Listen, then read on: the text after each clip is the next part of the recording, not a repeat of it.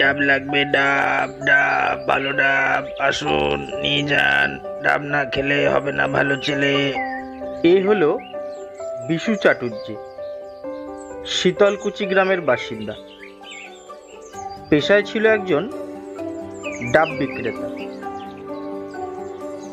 বিশু গ্রামে গ্রামে ঘুরে ঠেলা গাড়ি করে ডাব বিক্রি করত, ফলে তার বিক্রি ছিল ভালোই। ওই গ্রামেরই আরেকজনের নাম ছিল দাশু বানুজ্জে। সেও পেশায় ছিল একজন ডাব বিক্রেতা।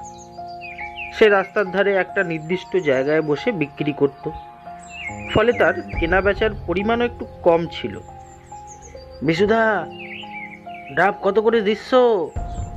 আমার কিন্তু 4টা ডাব লাগবে, ঠিকঠাক দাম কইবে কিন্তু। তোমাকে কি উল্টো পাল্টা দাম বলবো? 60 টাকা পার পিস, 1 পয়সা কম হবে না। নিতে হয় নাও, নালে আগে বাড়ো। কি 60 টাকা ডাবের দাম?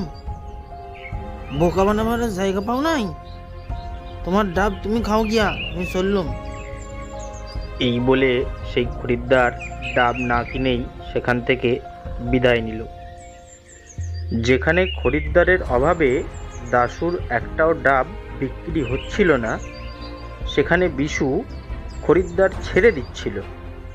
একদিন দাশু চিন্তা করে করে ভেবে বার করলো যে এই পরিস্থিতি থেকে বেরোতে গেলে তাকে কম লাভেই তার ডাব খরিদ্দারের কাছে বিক্রি করে দিতে হবে।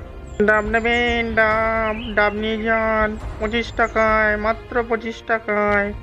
50 টাকার ডাব মাত্র 25 টাকায়, একবার খেলে আবার আসবেন। এই চালাকি বুদ্ধির চালটা খেলার পরেই দাশুর জীবনে এক চমৎকার ঘটে গেল।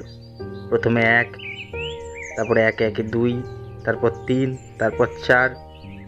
অসংখ্য খরিদ্দার দাশুর দোকানে এসে ভিড় জমালো।